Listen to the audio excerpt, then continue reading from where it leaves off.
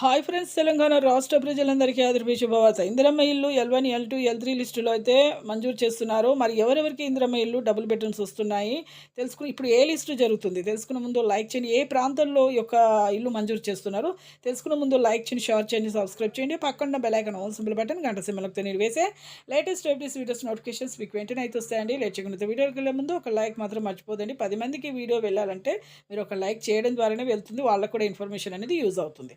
Late చేయకుండా అయితే వీడియోలోకి అయితే వెళ్ళిపోదాం. L1 లిస్టు వారికి ప్రస్తుతం అయితే జరుగుతుందండి. ఇప్పుడు స్థలం ఉండి ఇల్లు లేని వారికి 4 విడతలుగా 1,75,000, 1,25,000, ₹1,00,000 అయితే వేస్తున్నారు. ప్రతి ఒక్కరు ఈ కేవైసీ తప్పనిసరిగా చేసుకోవాలి. అలాగైతే నీ డబ్బులు అయితే అకౌంట్లో పడతాయి. Phone number Aadhaar card link చేసుకుని ఆధార్ ఫోన్ నెంబర్ మళ్ళీ మీ బ్యాంక్ అకౌంట్ లింక్ చేసుకోండి. ప్రస్తుతం అయితే ఇప్పుడు L1 లిస్ట్ అయితే జరుగుతుందండి. ఇప్పుడు అమౌంట్ అయితే పడుతుంది. L2 లిస్ట్ అయితే ఇప్పుడు ప్రస్తుతం అయితే పడట్లేదు. కానీ ఇంతకుముందు అదే ఇప్పుడు డబుల్ బెడ్రూమ్స్ అనేది మీకు ఇందిరమ్మ ఇల్లు అనేది ఇవ్వడం జరుగుతుంది. ఇప్పుడైతే ఇందిరమ్మ ఇల్లు ఇస్తున్నారు. ఇప్పుడైతే కేసీఆర్ ప్రభుత్వం ఇంతకుముందు ప్లంబర్స్ పని కొంచెం ఆగిపోయిందండి.